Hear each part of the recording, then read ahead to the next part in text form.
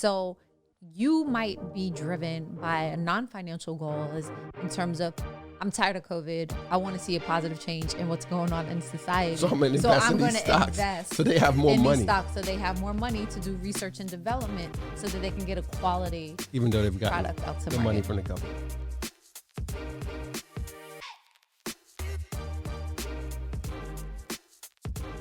And we're back. Welcome to the latest episode of Commerce and Chill. I'm Jessica Johnson Cope. I'm Waleed over here muting my phone. Hello, mutant Waleed. You said mutant? Muting. Muting Not my mutant. phone. Not Teenage Mutant Ninja Turtle. Throwback. So, welcome back to Commerce and Chill Land. For Yeah, those of you we're who back. don't know, we represent the intersection of all things small business, entrepreneurship, and love and marriage. Right here at Commerce and Chill. Yeah, being married and being in business. There you go. Gotta love it. Yes, we do. So the pressure's on this week, Johnson. What's the pressure? Episode before last, we started talking about like investing, small business, individuals, and some of the things people should do. Not should do, but to consider doing, because we're not, disclaimer, I am not a financial advisor. She is not a financial advisor, and by no means are we telling you what you should do with your money. Everything we talk about is strictly for, what's the disclaimer? Entertainment purposes. Entertainment purposes only. This is just a game. No. But, you take it with a grain of salt and do your own research and figure out what works best for you. But in the last couple episodes, we were talking about it, and then the team and some feedback from viewers and listeners were like, hey, can you talk about that whole piece some more about the stocks you mentioned and investing? Like, what do you two do as a couple? Like, how do you figure out, investing is tricky enough by yourself, but then if you have other people involved, your partner, spouse, significant other, business partners, or friends and family, it gets even trickier. Right. So I'll just say this. If you are in a relationship with someone, whether it's a business relationship or it's in a personal relationship, you should really have very transparent conversations about finances and in particular investment and investing. And so how transparent? One hand should know what the other hand is doing. Okay, go ahead. I'm going to come back to that later because you were making a point. Oh, no, I wasn't making a point. I was just trying to do a segue. Oh, because what you say being transparent. I was going to ask you, what's your take on when people have the finances separate, but their partners are together? That's a whole nother episode. Honestly. That's a whole, okay, let's put that down for another episode. Honestly, everybody has a different approach to money, and people have funny relationships with money. I encourage you to with each other. To check out my friend Jacquette Timmons, and she has some really good information and programming to help people better understand their personal relationships with money so that they can get out of bad decision-making habits. Okay. Well, check it out. But when it comes to people in relationships, some people want to have what's mine is mine and what's yours is yours. You pay the rent, I pay the light bill. You pay the gas, I pay the phone bill. And some people want to have what's yours is mine and what's mine is mine. Yes. And some people want to have, hey, as long as you don't mess up my credit and the lights stay on, I don't care. That is true. But there's something different.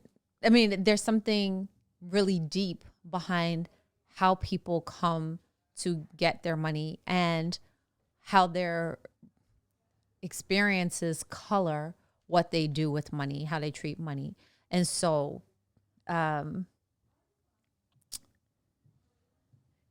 that's a whole nother conversation. We're not going to talk about that today. Got it. But as you mentioned, people were coming to you either online, on social, or to the team and wanting to know what's next. They wanted a little bit more meat around the investment conversation. Absolutely. So in my spare time, okay, I thought about 5 quick tips how you can invest with a partner, whether a business partner or a personal partner, and make it fun, right?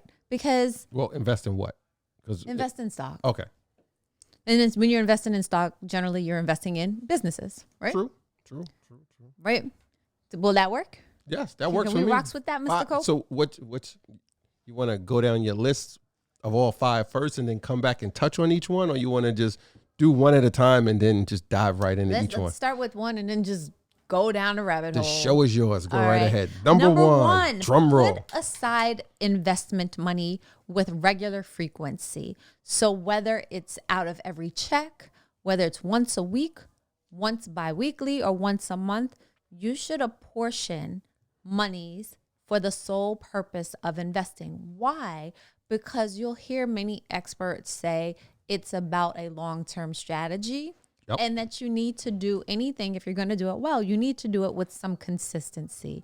Now, as you mentioned, Mr. Cope, we're not investment specialists, but I can recall my first job out of college. I worked for a large corporation, and they had an employee stock purchase program.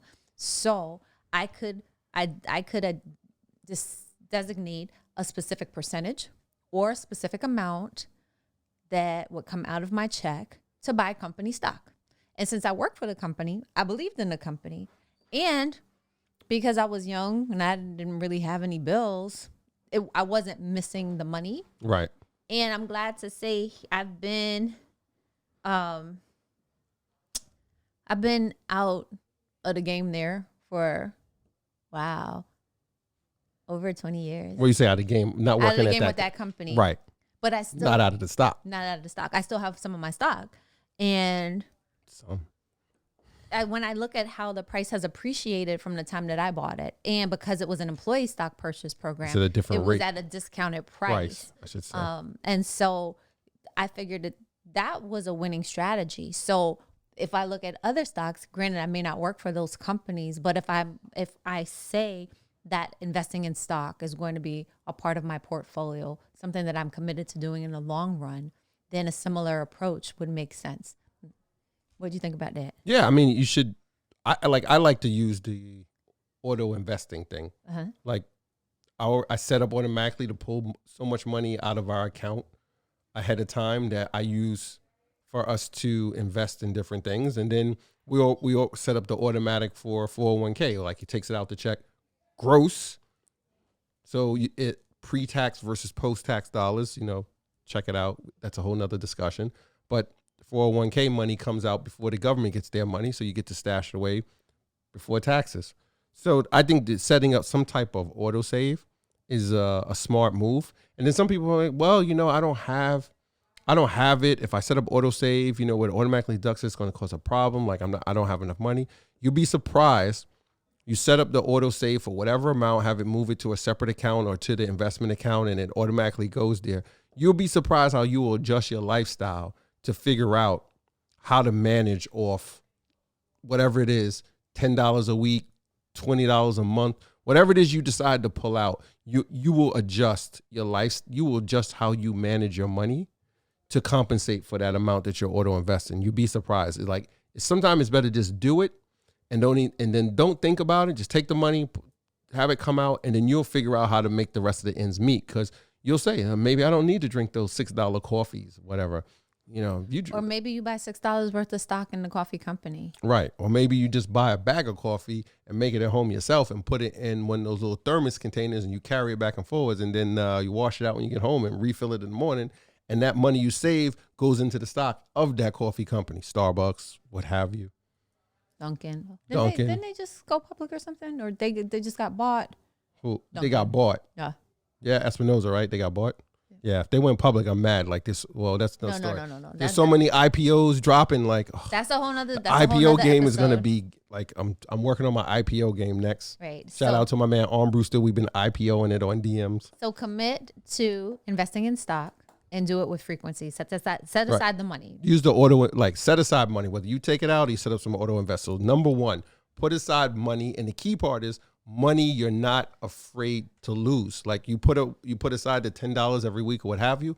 If that money just goes poof, that you will still be able to do whatever you need to do. You can make ends meet, things of that nature. The same thing is in the same line of thought of money that you can afford to lose. Even though you don't want to lose money. make sure that you got all your essentials covered first too. Right. Because it's almost futile to invest in stock. Yeah. Like start with, what is it? Some of the books say start with 10%. Right. Take 10%. Take 1/10. That's 10%. Yeah. 1/10 of your earnings and stash it. I mean, put it and then invest it. Right. So number 2, determine your goals for return.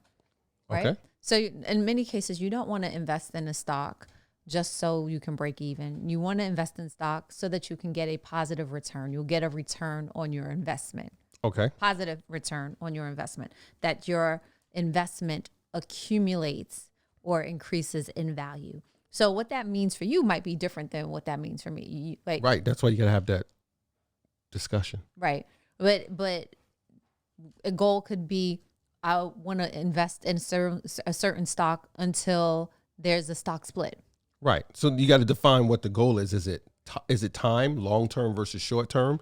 Is it money? Is it a percentage of return? Or like you said, I just want to invest until they pay the dividend, and then I get out and then I do that again, because they post the dates are there when dividends get paid. So you'll know.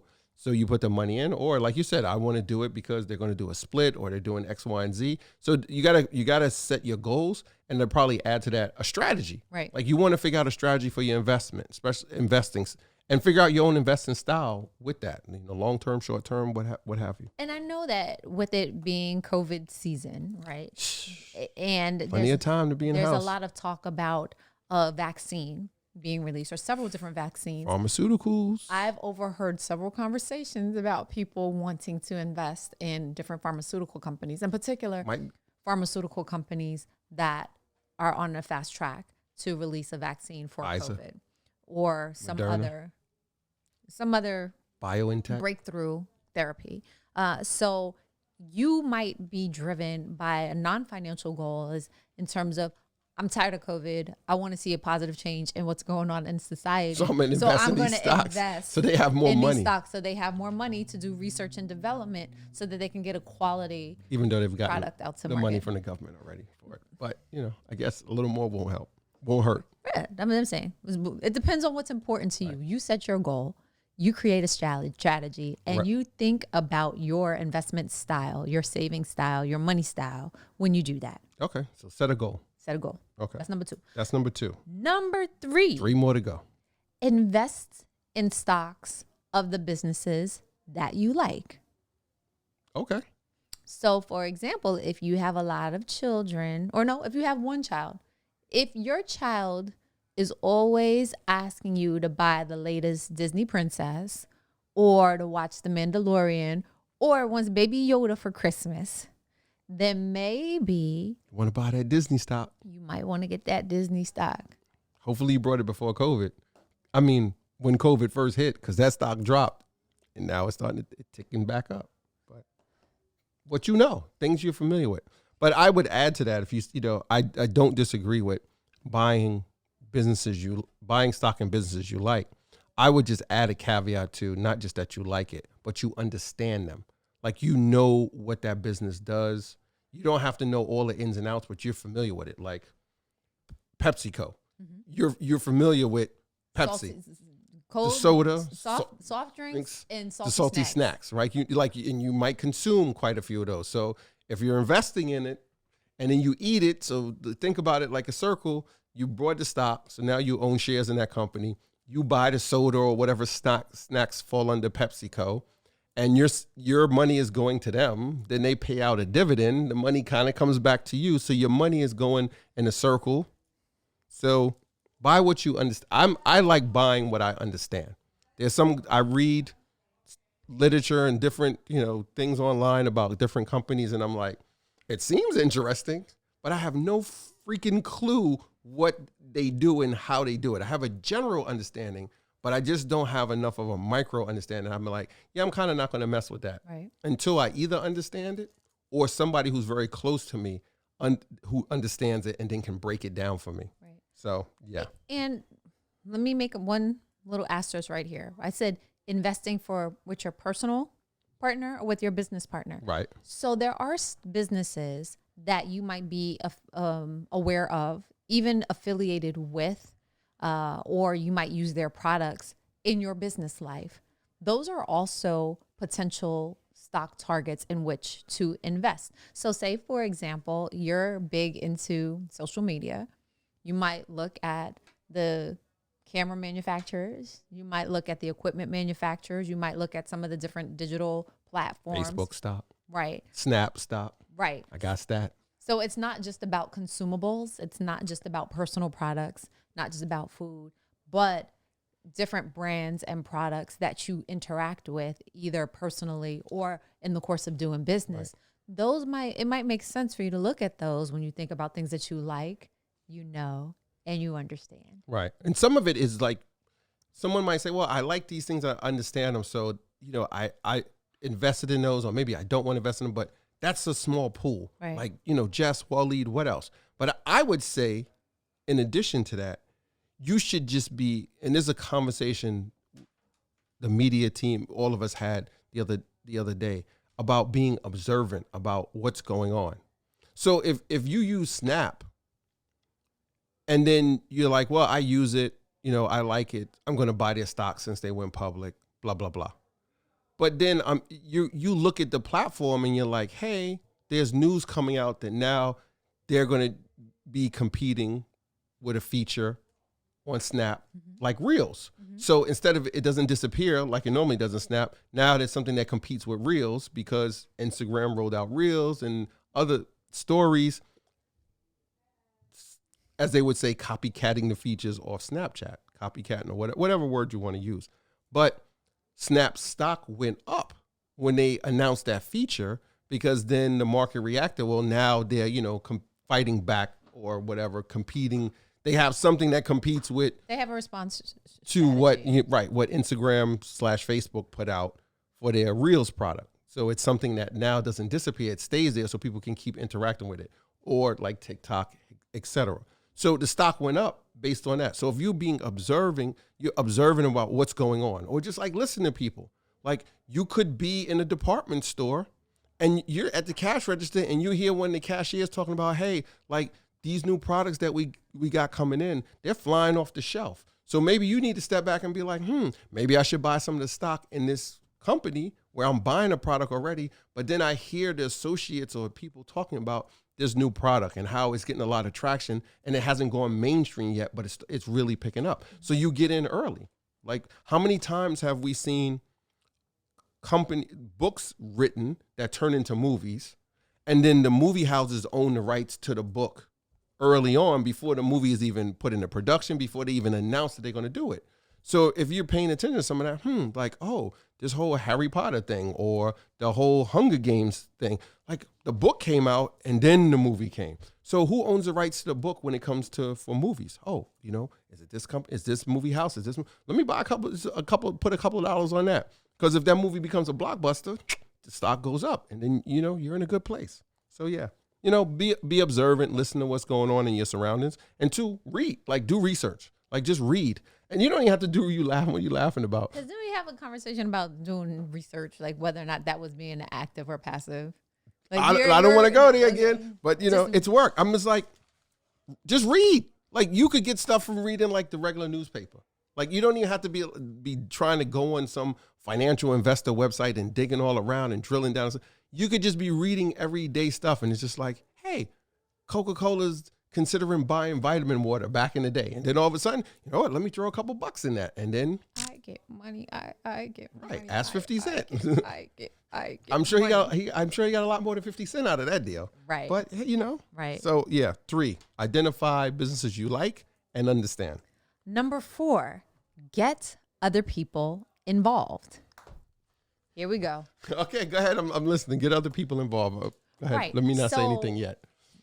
I was reading an article about the Rothschilds, a very wealthy family. Noted as, I think, one of the richest families ever, they said. Yeah. I mean, the documentary. they filthy rich. Yeah. Right? Filthy rich. But the story is kind of crazy how, like, there's only, it was like 5 families, I think, originally with the Rothschilds or whatever. And it's like that the different houses had to merge in some cases, and some went totally kaput. And there was only 2 left, I think, most recently. And then one of them merged with another one. So it's like, it's only one house left, as they call it. Some gangster So real shit. quick, A I read an house. article titled 5 Keys to Acquiring Wealth from One of the Richest Families in History. One, ally Now, yourself. can you send that to me so I can put it in my newsletter so I can send out to all my subscribers for Yes. my weekly newsletter? Ally yourself with the wealthy and the powerful. Number 2, sell to the richest buyers. Number 3, utilize the supply and demand equation. Number 4, partner with family or close associates. And number 5, stay humble. So what I've noticed, So right? you had number 4 there, so what you were talking about. This one- Get other people involved. Right. Partner with close family and friends. and friends. Right. What Billy D. Williams' classic line in Mahogany is something to the effect of, Damn, that's a success is throwback. nothing without someone you love to share it with. Something to that effect. I know Yeah. I just messed that all up. Being rich by yourself is It's boring. no fun. Yeah. So if you are investing and seeing positive returns, if you're having success, then maybe there are other people who would like to join you in the voyage. Maybe there are other people that you can learn from and get better. You know, we've talked about in previous episodes, like having friend and couple goals and Yep. being around like-minded, positive couples who are about their business. Couple goal. Like Make a lot of they bread. love each other and they do the darn thing together. They do.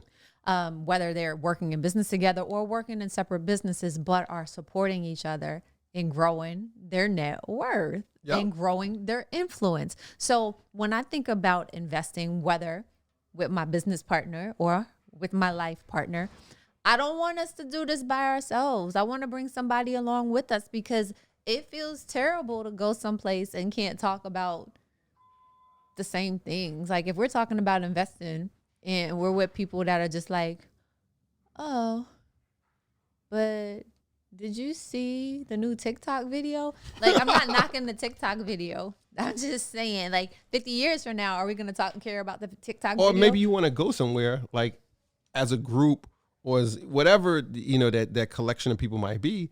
And you're like, yeah, let's go to this place together and go hang out for a while and talk business and just relax and unwind at the same time. And they're like, well, it's kind of not in my budget to go, there. And then it just becomes awkward. It just becomes like, Why you have to say it's not in their budget? no, I'm just using that as an example. In general, like if you're talking about, investing or being with people in the same circle, the same mindset. And just because when I say it's not in their budget, doesn't mean at that moment they might not be able to put the coins on it. But if their mindset is there, then when they come together with the people in the group who want to go to another level, they go. Like you have a group of people with the same mindset. Everybody's wallet ain't the same, but their mindset will be very similar. Their mindset is not going to be exactly the same either, but they're all on a very same page. So somebody in that group might be at the very top when it comes to, one aspect of it.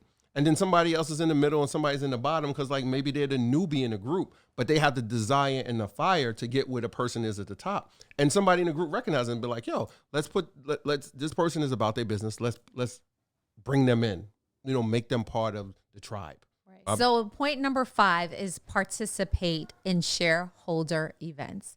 This would include the annual shareholder meetings or quarterly calls, any time that you can have a say in what's happening with the stock and the businesses that you invest in. It's important. I've been to annual meetings before and they get kind of ratchet. Oh, they do. And you Especially could some of those corporate boards with the angry investors. That's not what they call them. But like Carl Icahn, he's considered what kind of investor? I don't know. Don't get me the line. So yeah, like I went to this one and these investors were like, we don't like how you're spending our money. I was like, oh. It's interesting, and don't be fooled. Like you don't have to own all these shares to participate in the shareholder meeting or any opportunities or events they have for shareholders. You should take part in the earnings calls that they have and listen to what they're saying. They're very interesting. Like it's super easy. You listen to your phone or wherever. You can get them pre-recorded. You can get not pre-recorded. You can listen to the recordings. You could read the transcripts. They're very interesting. But you could you could buy a stock. Amazon costs whatever. right? It's what, 200 and maybe something dollars now. I don't know. I'm probably way off here. I have no idea what Amazon is now. But whatever it is, you'll be like, whoa, Waleed, listen, Berkshire Hathaway, somebody said they turned the sound off on the timer. Look at here, look at here. So Berkshire Hathaway is a couple $100,000. So I forgot what I was saying. So Amazon, a share Amazon, I don't know what it is in now. Let me look it up. And you're going to ask me real quick. So Wally, what do you like? We use some simple apps. Like, I know they've been catching a lot of slack heat lately, but like Robinhood, I like it because the user interface is really simple. It's really fast and easy to use on the phone. And you'll say, oh, well, it's free trades on it. Most of the platforms are free now. So it's like $3,200 roughly, 3186.01 according to the Robinhood app. Sorry, I got distracted because we own shares in Amazon. So I was looking. So why you put our business all out in the street? I'm just saying. Okay. I didn't say how much. Okay. But it's $3,200 roughly. And you say, Wally, I don't have $3,200 to buy Amazon. And like Amazon's on fire, like they're not going anywhere, blah, blah, blah, blah. It could be a good long-term play for me or whatever. There's fractional shares. You could have $10 and you just buy $10 worth of Amazon. So you'll own 0.000 whatever amount. But my point is, because you own that fractional share or one share, you're still able to participate in the shareholders meetings, the earnings call. You have the same rights as somebody who owns 10,000 shares or 100,000 shares. You just don't have the same voting rights as them, and you get to vote when they have the votes. They will send you by, you can vote by proxy, blah, blah, blah, online, by paper, what have you. So participate in whatever things you can as a shareholder. So yeah, I'm going to shut up. You No, don't shut up. Now. Why? Because we're having fun investing. Yeah, partners. but I don't want to ramble. That's okay. That's why we have it's a lot of good information. So participate. And I would say make sure you read. We talked about read. Like we read the Financial Times, Forbes, Cranes. What else? Read the annual reports. The annual reports from the different companies that we're involved in. You can use like different websites. Like we use Seeking Alpha. You could do research in Robinhood, M1 Finance. You could use Market Watch. There's a ton of stuff out there. Just like Google it and just start consuming some of the information. You don't have to be some like Wall Street trader and like you don't have the to ticker be symbols Warren running in Buffett. your mind. Like, yeah, but just do something simple, like the simplest things. Like you could just invest in an index fund. And like, it's simple. That's a whole nother story. That's not compounding interest is a wonderful freaking thing. You have no idea. Is to get started. Yeah, start. And we want you $1 to build a legacy for your You want business. a free stock? DM me. I'll send you the link from my Robinhood and you'll get a free stock. And like you get a stock for free. Like you can get a stock and trade without putting up one penny. Is that legal? No, it's true. Like No, it's not legal? No, it's legal. And you refer someone in the app, you get to a free stock. Like you don't get to choose which one because you can't choose like Amazon or Berkshire. But you get a thing comes up and it's like this random thing, like what's that thing called? The slot machine. Thank you, Espinoza. And it's like, and you just tap it, and then it says you won one share of X, Y, and Z. Like I got like 2 shares from that. Or Donia sent me the link. I did it, and like that stock is like, I don't know, some steel stock. Thing is like, I got $19. It's up to $19 when I first got it. I think it was like, I don't know, $5-6. The key should have brought more at you. To start. Do something. Do something with frequency. Hit me up. I'll send you a link. Get a free stock. Do it with someone that you work closely with or with someone who you love. And you're on the same level when it comes to investing. Same level with the same mindset. Same mindset, yes. Let's do that. Yes. And let us know what your investment strategy is. If you've invested with business partners or with close friends and family members before, what the results have been, and what you think of today's episode. We're just so glad that you stopped by. Yep. Hit that like button. Hit the subscribe. Come on. And thank you to our friends at BronxNet for making us part of the BronxNet family. Yep. Shout out to the team. They did an awesome job. We're on BronxNet every Thursday, 8 p.m. Check us out. So just commit to commerce. Check us out. So that you'll have more time, BronxNet, more money, thank you. and more fun to chill. Absolutely.